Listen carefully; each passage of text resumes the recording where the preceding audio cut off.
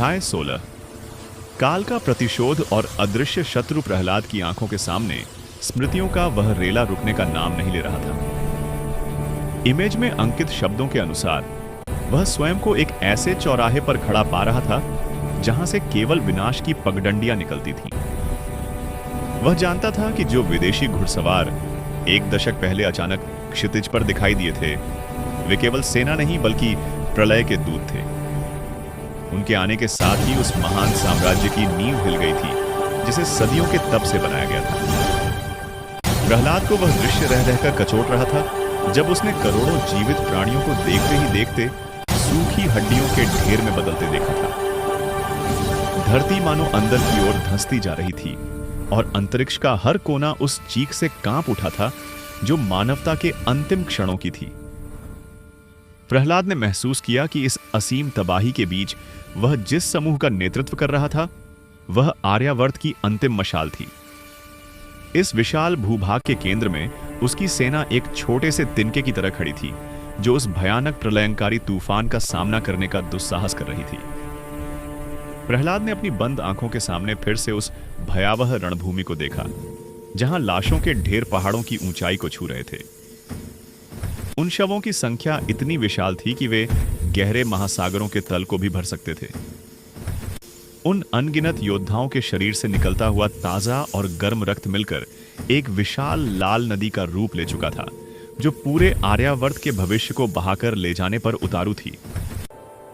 प्रहलाद को वह पछतावा बार बार कचोट रहा था कि उसने अपने जीवन के 10 महत्वपूर्ण वर्ष व्यर्थ के भटकाव और अज्ञानता में क्यों गंवा दिए।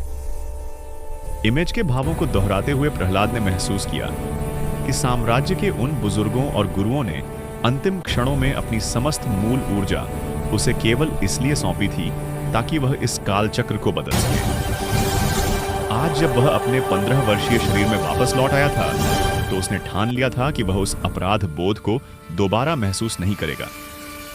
वह जानता था कि वह विदेशी शत्रु केवल सैन्य बल से नहीं, बल्कि एक ऐसी काली शक्ति के सहारे आया था जो अस्तित्व के हर कण को नष्ट कर सकती थी। प्रहलाद ने अपने विश्वसनीय सेनापति को आदेश दिया कि वह घुड़सवार सेना को केवल पारंपरिक हथियारों तक सीमित न रखे, बल्कि उन्हें उन गुप्त युद्ध शैलियों में प्रशिक्षित करे जो समय आने पर अदृश्य होकर वार कर सकें। महल के गुप्त गलियारों में प्रहलाद ने एक छाया परिषद का गठन किया।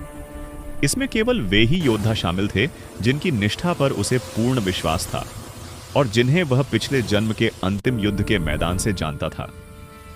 उसने उन योद्धाओं के सामने इमेज के सत्य को रखा और उन्हें बताया कि कैसे करोड़ों जीवित प्राणी केवल हड्डियों के ढेर में बदल गए थे। प्रहलाद की साधना अब दूसरे स्तर पर पहुंच चुकी थी।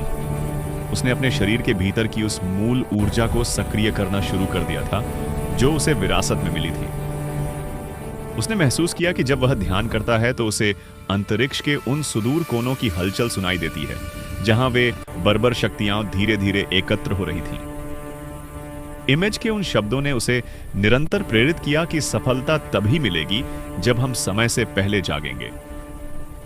उसने साम्राज्य के खजाने का एक बड़ा हिस्सा वैज्ञानिक अनुसंधान और उन प्राचीन यंत्रों के निर्माण में लगा दिया जो शत्रुओं की ऊर्जा को सोख सकें।